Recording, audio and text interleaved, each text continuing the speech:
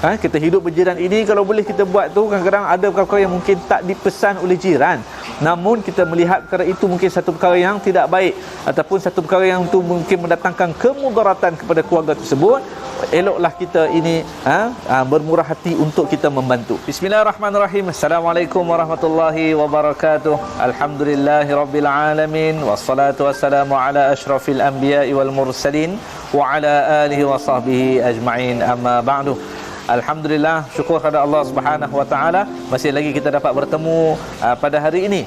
Dan kepada yang sedang penonton, semua yang sedang menonton, saya doakan agar tuan-tuan dan puan-puan sentiasa berdalam rahmat Allah Subhanahu wa taala dan dalam kebaikan, dan juga dipermudahkan segala urusan. Kepada yang mungkin sedang berada di tempat kerja ataupun di mana jua anda berada, sebelum saya meneruskan, pastikan anda berkongsi dahulu video ini untuk tatapan sahabat-sahabat yang lain, dan kita doakanlah dan kita harapkan dapat menjadi satu penyampaian yang baik kepada rakan-rakan yang mungkin tidak berpeluang untuk menonton pada waktu ini.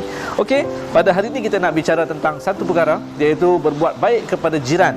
Daripada Aisyah radhiyallahu anha, katanya Nabi sallallahu alaihi wasallam bersabda, "Mazala Jibrilu yusini bil jari hatta dhanantu annahu sayuwarrithuhu." Yang bermaksud, sentiasalah Jibril mewasiatkanku supaya berbuat baik kepada jiran sehingga aku sangka bahawa dia, yakni jiran, akan mewarisinya.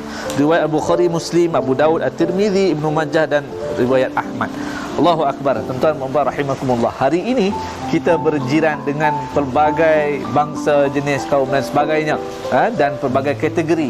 Jadi adakah bagaimana kita mendepani jiran-jiran kita, memuliakan jiran-jiran kita? Sebab itulah kita nak berkongsi beberapa perkara yang mungkin dapat kita jadikan sebagai satu tips hidup berjiran, agar kita saling menghormati antara satu sama lain pastinya. Kerana kita hari ini sebagai orang Islam hendaklah menjadi contoh yang terbaik kepada agama-agama lain, yang bagaimana kita menyantuni jiran kita.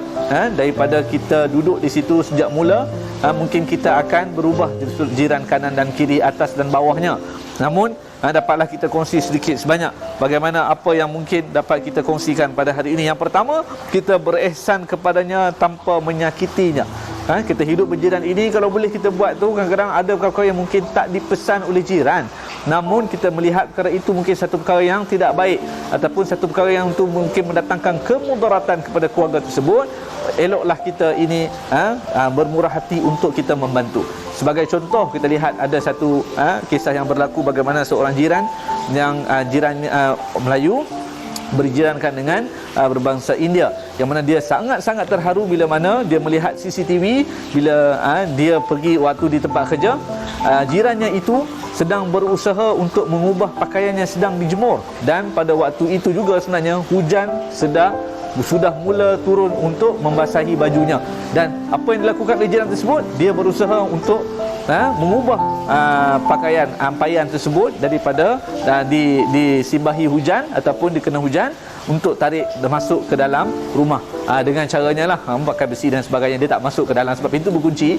Jadi dia usahalah yang terbaik untuk menyelamatkan baju tersebut daripada dah kering untuk jadi basah. Allahu Akbar, tuan-tuan. Alangkah baiknya kita dapat bertemu ataupun ada jiran yang sebegini, yang mana membantu kita ketika mana kita mungkin tidak sedar perkara tersebut mendatangkan mudarat. Jadi sebab itu hari ini jadilah jiran yang baik. Sekurang-kurangnya kita bertanya khabar tentang keadaannya dan menziarahinya apabila sakit.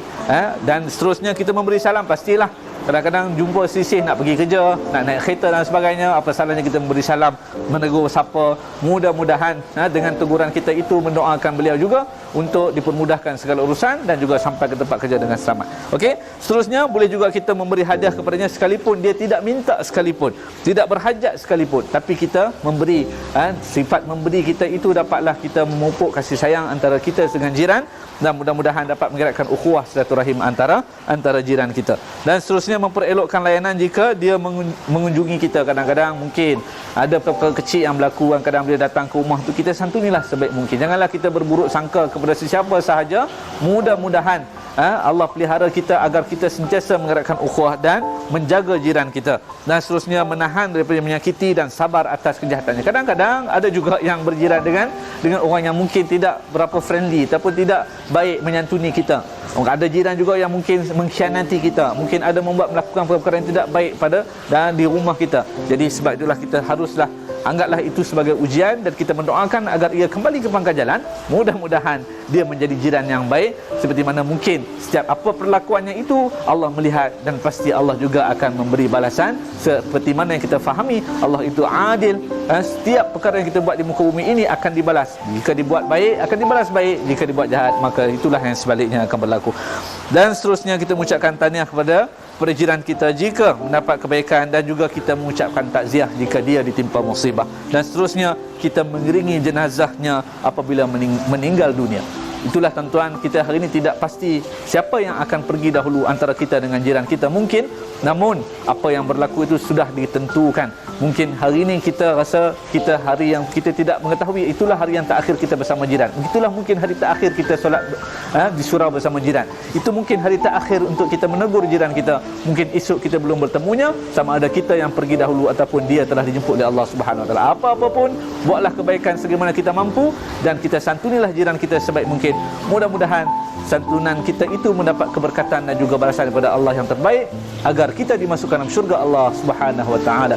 Sekian itu saja mungkin untuk tatapan semua. Terima kasih diucapkan atas keperhatian. Kalau boleh share, kita share video ini, mudah-mudahan ada ibrah manfaat yang baik. Saya akhiri dengan kalam mulia. Assalamualaikum warahmatullahi wabarakatuh.